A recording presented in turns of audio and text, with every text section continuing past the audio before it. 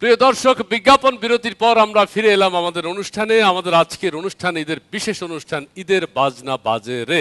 এই অনুষ্ঠান সম্পর্কে আপনাদের মতামত জানিয়ে আমাদের কাছে লিখতে পারেন ঈদের বাজনা বাজে রে 2011@gmail.com।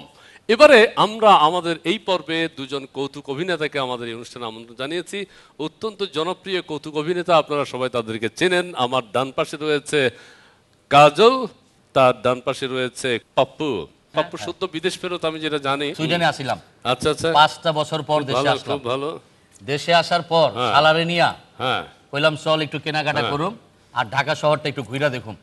এই যে সোনারগাঁ মোড়টা, এক জায়গায় লেখা আছে ইউ টার্ন নিষেধ। ইউ টার্ন নিষেধ, কেউ টার্ন নিব না। ওইখানেই দেখি টার্ন নেওয়ার জন্য ব্যস্ত হয়ে রয়েছে। আবার কি করলো, ট্রাফিক কি করলো, এইরকম একটা লম্বা দড়ি টানায় দিল। এর উপর দেখি যে রেড সিগন্যাল। রেড সিগন্যাল মানে গাড়ি থামবে, গাড়ি যাবে না, তাই না? আর সবুজ বাতি হলে যাবে। রেড সিগন্যালে দেখি ছুটাছুটি শুরু করছে। এখন ট্রাফিক বাধ্য হয়ে দেয় এইরকম একটা বাস করে ফালাই দিছে মাঝখানে। যাইতে দিব না, কই যাবি? রাস্তা চেঞ্জ করে আমি পান্থপথের ফুটপাথ দিয়ে হাইরা যাইতেছি। হাইরা যাইতেছি, শালা কি করলো, হঠাৎ শালার হাতে যে ব্যাগ ছিল আমি আর খেয়াল করি নাই। শালা দেখি ব্যাগের ভিতর তো আমার একটা হেলমেট বাইর করে দিল। দুলা ভাই হেলমেটটা পরেন। আমি হেলমেট পরুম, ফুটপাথ দিয়ে আটটাছি, হেলমেট পরুম কেন? আমি তো মোটরসাইকেল আনি নাই। ওই দুলা ভাই একটু সাবধানে এই রাস্তা দিয়ে হাঁটি করতে হইব, কারণ ওইদিকে তাকায় দেখেন। আমি তাকায় দেখি আন্ডার কনস্ট্রাকশনের কাম চলতেছে। আমার শালা ওইটা কয় যে কোনো সময় উপর থেকে বালির বস্তা, রড, সিমেন্ট অথবা এই বড় বড় পাথর মাথায় পড়তে পারে, তাইলে কিন্তু জান শেষ। হেলমেট মাথা দিয়ে পার হইলাম। হ্যাঁ, হেলমেট আন্ডার কনস্ট্রাকশন বিল্ডিং এর নিচ দিয়ে পার হইলাম। ওই দিকে গ্রিন রোড দিয়ে ঢুকলাম। ঢুকতে ঢুকতে একটু মুডে শালারে কইতাছি এতদিন পর আইলাম, বুঝছো, এইবার কিন্তু গরুটা একটু তরতাজা কিনুম। হঠাৎ এই শালা নাই। সোহেল, সোহেল কই গেলি? সোহেলরা দেখি হঠাৎ কোয়েল পাখির গর্তে ঢুইকা গেছে।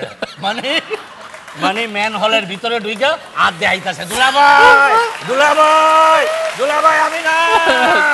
গাজল সাহেবের কি এই ধরনের কোনো অভিজ্ঞতা না? এরকম অভিজ্ঞতা আছে। কারণ কি, মানে আমরা দোষ দিয়ে ফেলি, ওই ট্রাফিক পুলিশের দোষ, অমুক তমুক, কিন্তু আসলে নিয়ম পালন করে চলা উচিত। যেমন এরকম, মানে একজন ভদ্রলোক তার বউকে নিয়ে মোটরসাইকেল করে বেড়াতে যাচ্ছে। তো একটু মানে কি বলবো, ওভারটেক করার চেষ্টা করেছেন, তো সঙ্গে সঙ্গে ট্রাফিক সাহেব দাঁড় করালেন। মানে বাংলাদেশের ব্রেক কিন্তু এরকম। যাই হোক, দাঁড়িয়ে গেল। তো ট্রাফিক সাহেব বলছেন, তুমি সিগন্যাল অমান্য করেছো, তুমি ওভারটেক করেছো, তোমার লাইসেন্স কোথায় ভাই? তো ভদ্রলোক বলছি, ভাই লাইসেন্সটা আমি বাড়িতে ভুলে রেখে চলে এসেছি। আচ্ছা আচ্ছা, তা তোমার পিছনে এটা কে? বলছি এটা আমার বউ। বউ না? তা তোমার লাইসেন্স কোথায়? আমি তো বলছি ভাই লাইসেন্সটা আমি বাড়িতে ভুলে রেখে চলে এসেছি। ও আচ্ছা আচ্ছা, তা তোমার পিছনে এটা কে? ট্রাফিক সাহেব আবার বলছেন, তো বলছি যে এটা আমার বউ, আপনাকে তো বললাম এটা আমার বউ। বলে বউ না? তা তোমার লাইসেন্স কোথায়? আমি তো বলছি ভাই লাইসেন্সটা আমি বাড়িতে ভুলে রেখে চলে এসেছি। ও আচ্ছা আচ্ছা, তা পিছনেটা কে? আপনাকে কতবার বলবো এটা আমার বউ। বলে বউ না? তখন ট্রাফিক সাহেব বললেন, টেনে মারবো এক চড়। যাকে রাখার কথা গাড়িতে তাকে রেখে এসছো বাড়িতে, আর যার থাকার কথা বাড়িতে তাকে নিয়ে ঘুরে বেড়াচ্ছ গাড়িতে। আমাদের দুই জনপ্রিয় কৌতুক অভিনেতা আজকে খুব ভালো কথাই বলেছেন, আমাদের খুব ভালো লেগেছে। দুইজনে একটা গান লিখেছি।